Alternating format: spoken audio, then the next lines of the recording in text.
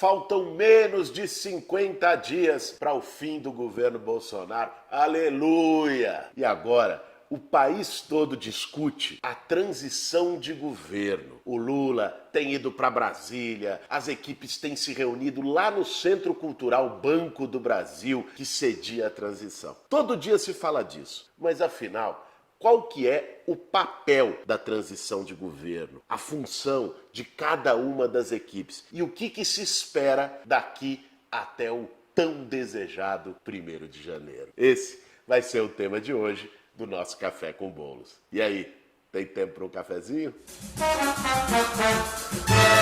Para fazer um bom café, meu bem. A transição de governo é estabelecida por lei no Brasil. Ela acontece no período entre a eleição de um novo governante até a posse dele, que no caso são 2 meses. O presidente eleito, Luiz Inácio Lula da Silva, tem então a prerrogativa de indicar equipes. O coordenador da transição, equipes técnicas, equipes por área, que tem alguns objetivos. O primeiro é fazer um diagnóstico das contas do governo, das políticas que estão sendo executadas, enfim, qual que é o estado da obra da máquina pública. Que nesse momento, depois de 4 anos de destruição, a situação está crítica. Mas o diagnóstico, a partir do acesso a todas as informações de governo, é um dos objetivos da equipe de transição. Além disso, ela deve mapear aquelas decisões por decreto, portaria, que o governo que está saindo tomou,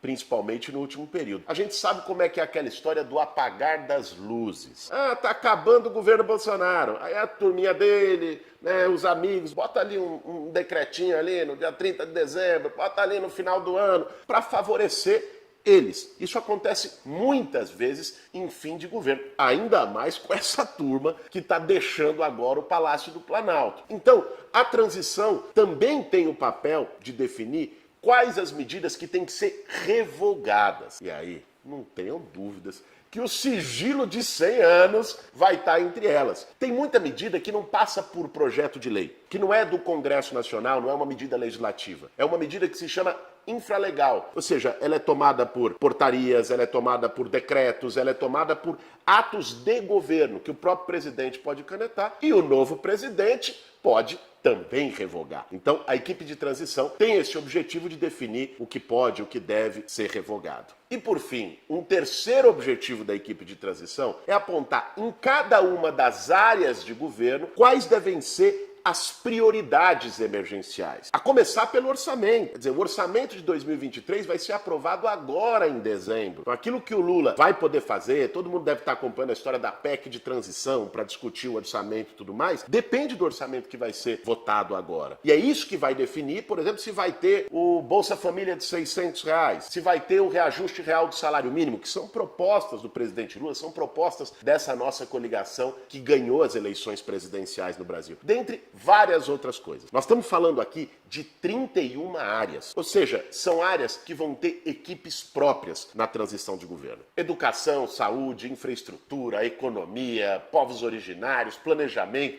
cidades, enfim, todos os temas que interessam para a reconstrução do Brasil.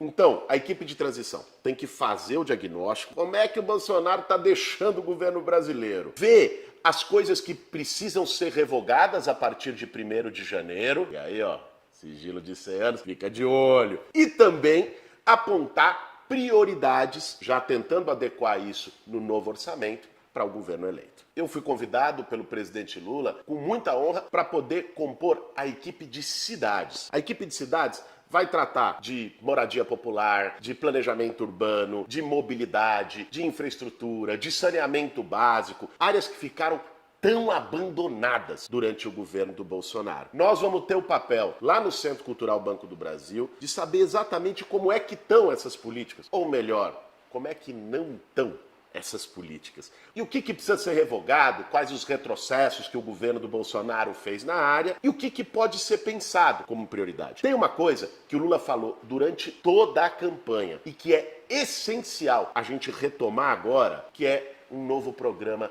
de moradia no país. O Lula, lá em 2009, quando foi presidente, criou o programa Minha Casa Minha Vida, que produziu 5 milhões de casas. Pela primeira vez, atendeu as pessoas que mais precisam. Só para vocês terem uma ideia, o déficit habitacional no Brasil, ou seja, as famílias que precisam de casa, que não têm moradia digna, 92% desse déficit habitacional, que está em torno de 7 milhões de famílias, são pessoas que ganham menos de 3 salários mínimos e que não são atendidas por crédito habitacional, financiamento imobiliário de mercado, seja da Caixa ou de qualquer outro banco. Então elas precisam de subsídio, de programa social. A faixa 1 do Minha Casa Minha Vida deu isso. O Bolsonaro acabou com Minha Casa Minha Vida, criou o tal do Casa Verde e Amarela, que nunca saiu do papel e que nem era um programa social. O Casa Verde e Amarela era meio que uma linha de crédito para pessoas que tinham condição de pagar. Não pegava esses 92% das pessoas que mais precisam, dentre eles os sem teto, quem está em situação de rua, quem está numa encosta de morro. Então, nós vamos ter que trazer de novo essa multidão, milhões de famílias brasileiras nas periferias urbanas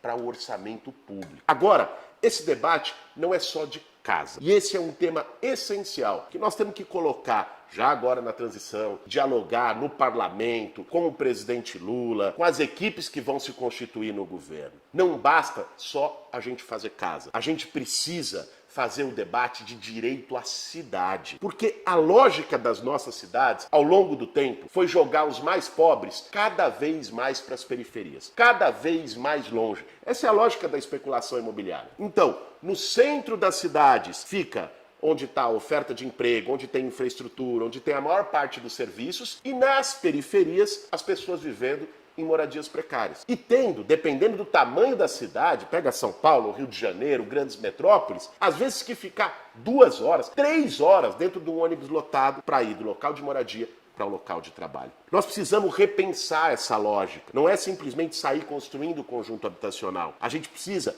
reduzir as distâncias entre onde as pessoas moram e onde elas trabalham. Significa ousar pensar a moradia popular no centro das cidades, fazendo valer o Estatuto da Cidade, requalificando imóveis em situação de abandono nesses centros das cidades para virarem moradia, como uma forma também de combater a segregação e a desigualdade nas nossas cidades. Hoje, o mundo todo discute isso. Redução das distâncias, mobilidade verde. Porque quando você aproxima o local de moradia do local de trabalho e também dos equipamentos de educação, saúde, cultura, lazer, você está, em primeiro lugar, impactando na qualidade de vida. As pessoas vão viver melhor, né? Vão gastar menos tempo no transporte e tudo mais. Mas você está impactando também na cidade como um todo, né? Você reduz o trânsito, você reduz a poluição, você estimula a chamada mobilidade verde por bicicleta ou a pé. Ou seja, é possível pensar um outro conceito de cidade, um conceito que seja mais integrador, que seja mais democrático, que valorize os espaços públicos, que valorize a convivência. É isso que a gente chama de direito à cidade. E aí passa também por fortalecer as iniciativas que já existem de comunidades, associações e movimentos populares, de autogestão na moradia popular, de mutirões, cooperativas, estimular hortas urbanas, formas alternativas e sustentáveis de construção de moradia popular. Isso ligado, inclusive, a um outro pensamento de saneamento, de drenagem, de prevenção de riscos e tragédias naturais. Enfim, nós precisamos não apenas pensar na lógica tradicional ou das demandas do mercado imobiliário. Nós precisamos pensar num outro modelo de cidade. No caso da moradia, é impossível ignorar a tragédia da população em situação de rua. São milhares e milhares e milhares de pessoas jogadas nas calçadas, debaixo de viaduto, sendo tratadas com indiferença. É necessário, embora isso seja uma responsabilidade de política municipal, ter um plano integrado nacionalmente que estimule as prefeituras a alternativas de acolhimento digno e de moradia definitiva para essas pessoas que hoje estão em situação de rua. Moradia também pode se dar através de um instrumento que é a locação social. Não necessariamente é a construção do conjunto e você dá lá a casa para a pessoa. Você pode ter edifícios de um parque público de habitação com locação social, como existem em várias das grandes metrópoles europeias. Pensar a retomada da política habitacional também é pensar em geração de emprego e renda. Quando se constroem centenas, milhares de casas pelo país, você não está dando apenas teto e dignidade para as famílias. Você está gerando empregos com essas obras. Empregos diretos na construção civil e empregos indiretos em várias áreas relacionadas. Então, o setor da construção aquecido, seja pela produção de moradia, de infraestrutura urbana, de obras de saneamento básico, também estimula a geração de emprego, fazer a economia girar para que o país possa sair dessa crise deixada pelo Bolsonaro. Enfim, esses são alguns dos muitos temas instigantes que a gente vai tratar no grupo de cidades, na equipe de transição. Esse debate que ficou silenciado nos últimos 6 anos no Brasil, desde o golpe do Temer, não se reuniu mais conselho das cidades, movimentos não foram escutados em nenhuma área, e agora tem toda uma demanda represada para que se expresse em novas, ousadas, democráticas políticas públicas urbanas no Brasil. A ideia é que a eleição do presidente Lula possa significar justamente a abertura de um ciclo em que os movimentos sociais tenham espaço, em que a moradia popular seja tratada como prioridade, em que o direito à cidade seja pensado e executado na política pública de forma integrada. Cada um dos grupos da transição está fazendo o seu debate por área. A gente sabe que o buraco é muito fundo. Nós vamos precisar reconstruir o Brasil. Essa turma destruiu a capacidade de investimento e as políticas sociais nos últimos anos. E ainda esse caldo bolsonarista, autoritário na sociedade, não acaba simplesmente com a derrota do Bolsonaro. Então,